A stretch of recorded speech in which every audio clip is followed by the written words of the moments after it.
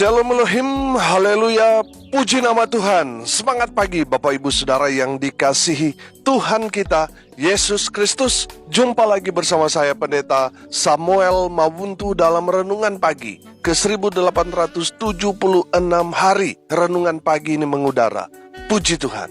Bapak Ibu Saudara yang dikasihi Tuhan, sebelum kita mengawali segala aktivitas kita di pagi hari ini, mari kita buka hari ini bersama Tuhan dengan mendengarkan firman Tuhan. Sebelum kita membaca, mendengarkan, dan merenungkan firman Tuhan hari ini, mari kita berdoa.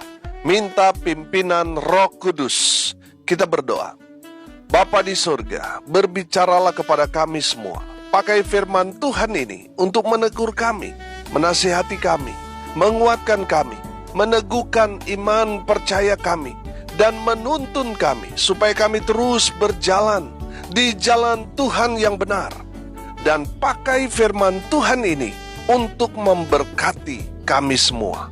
Di dalam nama Tuhan Yesus yang adalah firman Allah yang hidup, kami berdoa. Amin. Haleluya. Bapak Ibu Saudara yang dikasihi Tuhan, bersama dengan saya kita akan belajar Alkitab dari kitab Kejadian sampai kitab Wahyu. Mari buka Alkitab kita dalam kitab 2 Samuel pasal 9 ayat 1 sampai ayat 13. Di bawah perikop Daud dan Mefiboset. Demikian firman Tuhan. Berkatalah Daud, masih adakah orang yang tinggal dari keluarga Saul? Maka aku akan menunjukkan kasihku kepadanya oleh karena Yonatan. Adapun keluarga Saul mempunyai seorang hamba yang bernama Siba. Ia dipanggil menghadap Daud. Lalu raja bertanya kepadanya, "Engkaukah Siba?" Jawabnya, "Hamba Tuanku." Kemudian berkatalah raja, "Tidak adakah lagi orang yang tinggal dari keluarga Saul? Aku hendak menunjukkan kepadanya kasih yang dari Allah." Lalu berkatalah Siba kepada raja, "Masih ada seorang anak laki-laki, Yonatan, yang cacat kakinya." Tanya raja kepadanya, "Di manakah ia?" Jawab Siba kepada raja, "Dia ada di rumah Makir bin Amiel di Lodebar." Sesudah itu, Raja Daud menyuruh mengambil dia dari rumah Makir bin Amiel dari Lodebar. Dan Mefiboset bin Yonatan bin Saul masuk menghadap Daud. Ia sujud dan menyembah, kata Daud. "Mefiboset." Jawabnya, "Inilah hamba Tuanku." Kemudian berkatalah Daud kepadanya, "Janganlah takut, sebab aku pasti akan menunjukkan kasihku kepadamu oleh karena Yonatan ayahmu. Aku akan mengembalikan kepadamu segala ladang Saul nenekmu, dan engkau akan tetap makan sehidangan dengan aku." Lalu sujudlah Mefiboset dan berkata, "Apakah hambamu ini, sehingga engkau menghiraukan anjing mati seperti aku?"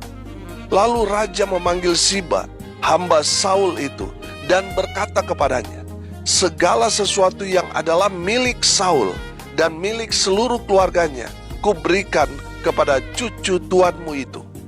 Engkau harus mengerjakan tanah baginya, engkau, anak-anakmu, dan hamba-hambamu, dan harus membawa masuk tuayannya, supaya cucu tuanmu itu ada makanannya. Mefiboset, cucu tuanmu itu, akan tetap makan sehidangan dengan aku." Siba mempunyai 15 orang anak laki-laki dan 20 orang hamba. Berkatalah Siba kepada raja, "Hambamu ini akan melakukan tepat seperti yang diperintahkan tuanku raja kepadanya." Dan Mefiboset makan sehidangan dengan Daud sebagai salah seorang anak raja. Mefiboset mempunyai seorang anak laki-laki yang kecil yang bernama Mika. Semua orang yang diam di rumah Siba adalah hamba-hamba Mefiboset. Demikianlah Mefiboset diam di Yerusalem, sebab ia tetap makan sehidangan dengan raja. Adapun kedua kakinya timpang. Amin. Haleluya. Bapak Ibu Saudara yang dikasihi Tuhan, dari kebenaran firman Tuhan ini, mari kita belajar dari seorang raja yang hebat, luar biasa, yang penuh dengan kuasa pada saat itu. Dia adalah Raja Daud. Kita tahu pada saat itu masih masa transisi, pemerintahan dari Saul ke Daud. Sehingga di dalam istana itu, kalau kita memperhatikan firman Tuhan ini, ada pembersihan dari kroni-kroni Saul. Mereka mulai disingkirkan. Saudara, menarik, dari kebenaran firman Tuhan ini kita mau belajar tentang Daud dan Mephiboset. Mari kita belajar firman Tuhan ini. Yang pertama, saudara, Daud seorang yang berkomitmen tinggi. Amin. Komitmen Daud dapat kita lihat ketika dia menjadi Raja Israel seutuhnya. Daud mengingat akan janji, akan sumpah yang Daud ikat bersama dengan Yonatan.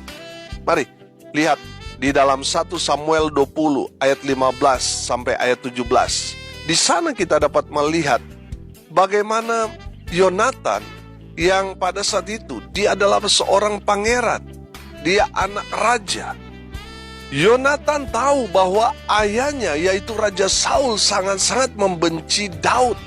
Sehingga Saul ingin sekali membunuh Daud. Tetapi saudara lihat, terjalin persahabatan yang luar biasa antara Yonatan dan Daud. Di dalam persahabatan mereka mengikat janji untuk saling menjaga keluarga satu dengan yang lain. Amin. Saudara yang dikasihi Tuhan, saya melihat luar biasa. Yonatan sudah mati, tetapi Daud tetap menjalankan apa yang mereka janjikan. Saya melihat Daud seorang yang berkomitmen. Amin. Memang sudah menjadi satu kebiasaan dari zaman dulu. Ketika ada orang baru yang duduk menjadi raja, maka raja yang baru akan membersihkan istananya dari kroni-kroni raja sebelumnya. Saudara lihat pemerintahan kita juga seperti itu kan? Di mana pemerintahan Soeharto berjaya, orang-orang Soeharto, wow, luar biasa mereka duduk dalam pemerintahan. Tapi ketika dia jatuh, semua juga rontok. Diganti lagi ini, rontok lagi saudara. Saudara yang dikasihi Tuhan, kira-kira seperti itulah yang terjadi di zaman Raja Daud. Tapi ketika Daud duduk di singgasananya, Daud ingat dengan komitmennya bersama dengan Yonatan. Sehingga Daud mencari tahu apakah di istana ini masih ada keluarga dari Yonatan, sahabatnya. Lihat ayat 3 sampai ayat 7. Kemudian berkatalah raja, tidak adakah lagi orang yang tinggal dari keluarga Saul? Aku hendak menunjukkan kepadanya kasih yang dari Allah. Lalu berkatalah Siba kepada raja, masih ada seorang anak laki-laki Yonatan yang cacat kakinya. Tanya raja kepadanya, di manakah ia? Jawab Siba kepada raja, dia ada di rumah Makir bin Amiel di Lodebar. Sesudah itu Raja Daud menyuruh mengambil dia dari rumah Makir bin Amiel dari Lodebar. Dan Mephiboset bin Yonatan bin Saul masuk menghadap Daud. Ia sujud dan menyembah. Kata Daud, Mephiboset. Jawabnya, inilah hamba Tuanku. Kemudian berkatalah Daud kepadanya, janganlah takut, sebab aku pasti akan menunjukkan kasihku kepadamu. Oleh karena Yonatan ayahmu, aku akan mengembalikan kepadamu segala ladang Saul, nenekmu, dan engkau akan tetap makan sehidangan dengan aku. Haleluya. Bapak Ibu Saudara yang dikasihi Tuhan, dari kebenaran firman Tuhan ini kita belajar untuk memegang teguh komitmen yang sudah kita buat. Amin. Saya percaya komitmen adalah apa yang telah kita ucapkan itu, yang kita kerjakan, kita lakukan. Itulah orang yang berkomitmen. Amin. Jadi kalau kita hanya pintar berkata-kata tapi kita tidak melakukan apa yang kita katakan, kita sepakati, itu namanya hanya omong doang. Orang yang berkomitmen adalah apa yang telah kita katakan, sepakati, itu yang dikerjakan. Itulah orang yang berkomitmen. Amin. Pertanyaan saya, apakah saudara orang yang omdoh? omong doang atau orang yang berkomitmen seperti Daud? Saudara yang tahu jawabannya, dengar baik. Jadilah orang yang berkomitmen tinggi seperti Daud. Haleluya. Yang kedua, dari Daud kita belajar, Daud seorang yang memiliki kasih Tuhan. Amin. Daud tidak seperti Kim Jong-un, Presiden Korea Utara yang sadis, yang tidak mau tahu siapapun yang berseberangan dengan dia, mau dia kakaknya, mau adiknya, mau pamannya, mau tantenya. Kalau berseberangan dengan dia, dihukum mati, saudara. Daud tidak seperti Kim Jong-un itu. Karena apa? Karena Daud memiliki kasih Tuhan dalam dirinya. Amin. Haleluya. Sehingga Daud bisa mengasihi keluarga musuhnya. Itu yang luar biasa. Daud bisa mengampuni keluarga musuhnya karena kasih Tuhan yang ada di dalam dirinya. Makanya Daud mengasihi walaupun dia dari keluarga musuhnya.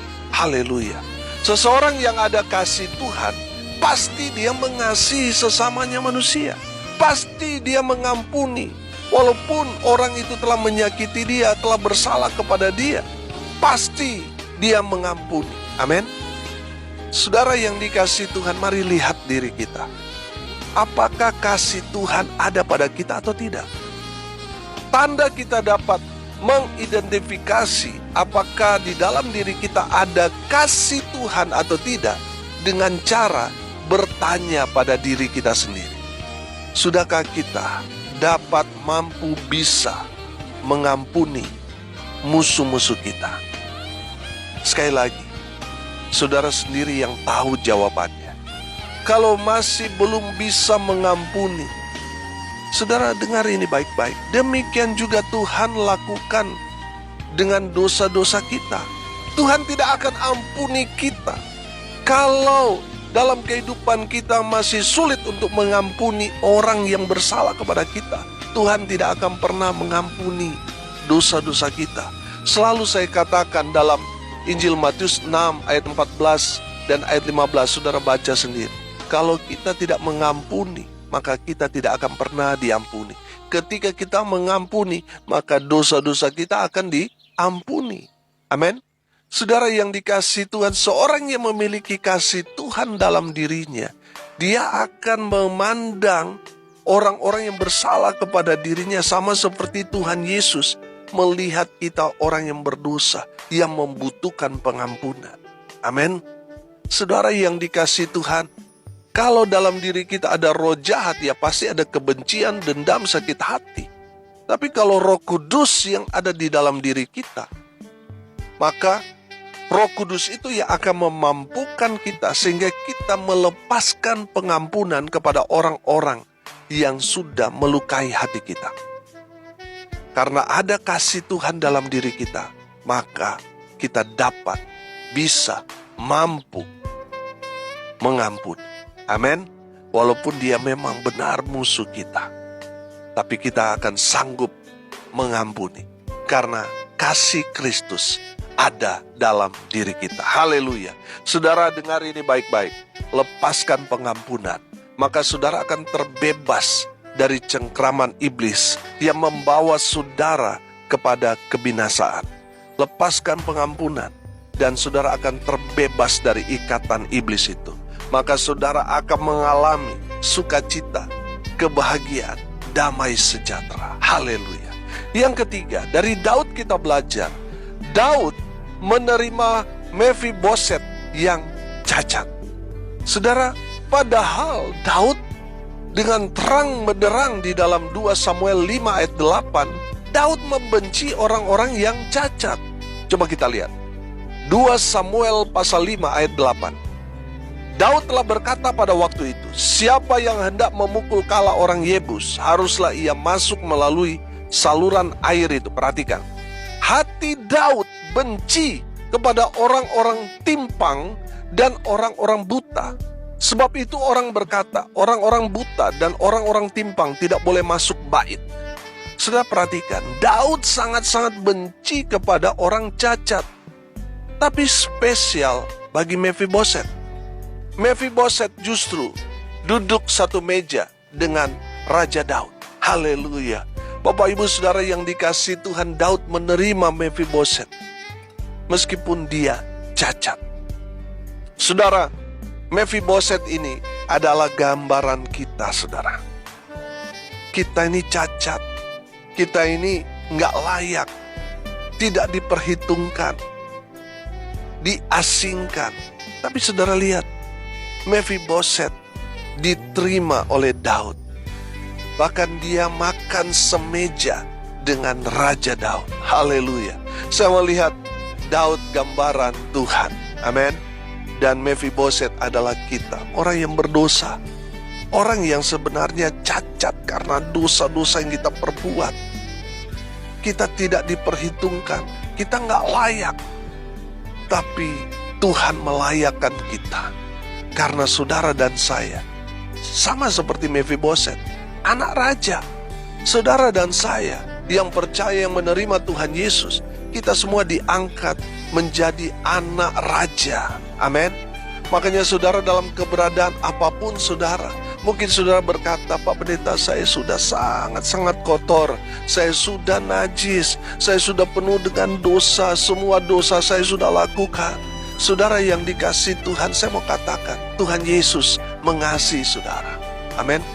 Tuhan Yesus datang ke dunia ini untuk mencari saudara, untuk menebus saudara, untuk menyelamatkan saudara dan saya yang berdosa. Betul, memang kita orang yang cacat, tidak diperhitungkan, tidak layak. Tapi Tuhan mengasihi saudara. Dia menerima dan menyambut saudara dengan penuh sukacita. Haleluya. Saudara yang dikasihi Tuhan, lihat Mephiboset, seorang yang tidak diperhitungkan, seorang yang cacat. Firman Tuhan katakan bahwa tadinya Daud sangat benci dengan orang-orang yang cacat, sehingga ada aturan pada saat itu, orang cacat nggak boleh masuk bait, nggak boleh masuk istana, karena Daud benci dengan orang-orang cacat itu. Tapi saudara lihat, karena Daud ada kasih Kristus, kasih Tuhan dalam diri, dia menerima Mephiboset yang cacat. Bahkan dia menerima Mephiboset makan semeja dengan dia.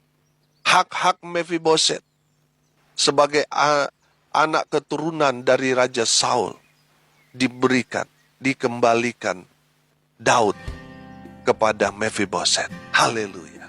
Bapak Ibu Saudara yang dikasihi Tuhan, dari Mephiboset kita belajar. Ketika dia dipanggil menghadap Daud, dia merendahkan diri. Amin. Saudara yang dikasihi Tuhan, seharusnya kita harus memposisikan diri kita itu seperti itu. Kita yang gak layak, kita yang cacat, kita yang tidak diperhitungkan, kita yang seharusnya binasa. Kita harus datang dalam panggilan Tuhan itu dan merendahkanlah dirimu. Amin. Karena dia merendahkan diri, makanya Daud mengangkat derajatnya. Terlebih lagi kalau kita merendahkan diri kita di hadapan Tuhan, Tuhan yang akan angkat derajat kita. Dan semua hak-hak kita, Tuhan akan berikan kepada saudara dan saya. Haleluya. Hari ini kita belajar saudara dari Daud. Daud seorang yang berkomitmen tinggi. Daud seorang yang memiliki kasih Tuhan. Dan Daud menerima Mephiboset yang cacat. Kita belajar dari firman Tuhan ini. Biarlah firman Tuhan ini boleh jadi berkat buat kita semua. Haleluya. Mari kita berdoa. Terima kasih Bapa di surga atas kebenaran firman yang sangat memberkati kami. Berkati semua pendengar dimanapun mereka berada. Tuhan memberkati hidup mereka, rumah tangga mereka diberkati. Kalaupun saat ini ada rumah tangga yang sedang ada dalam persoalan pergumulan, Tuhan pulihkan keadaan rumah tangga mereka. Usaha pekerjaan pelayanan mereka diberkati. Mereka yang sakit Tuhan lawat, Tuhan jamah oleh bilur-bilur darah Yesus. Mereka yang sakit disembuhkan, mereka yang lemah dikuatkan, mereka yang berduka cita diberikan penghiburan kekuatan dari Tuhan. Mereka yang hari ini berulang tahun, Tuhan Yesus memberkati mereka. Dan hamba berdoa, biarlah berkat Tuhan dari surga turun memenuhi semua pendengar. Bapak Ibu Saudara yang dikasihi Tuhan, arahkanlah hatimu dan terimalah berkat dari Tuhan Yesus. Tuhan memberkati engkau dan melindungi engkau. Tuhan menyinari engkau dengan wajah-Nya dan memberi engkau kasih karunia. Tuhan menghadapkan wajah-Nya kepadamu dan memberi engkau damai sejahtera. Di dalam nama Tuhan Yesus, sumber segala berkat, Bapak Ibu Saudara yang percaya, diberkati Tuhan, katakan amin. Puji Tuhan. Bapak Ibu Saudara yang dikasihi Tuhan, kalau saudara merasa diberkati melalui renungan pagi, bagikan juga kepada saudara-saudara yang lain, supaya mereka juga diberkati. Karena untuk itulah kita dipanggil, untuk jadi berkat. Salam kasih dari Bali, saya Pendeta Samuel Mabuntu. Sampai jumpa besok pagi. Tuhan Yesus memberkati kita semua. Haleluya.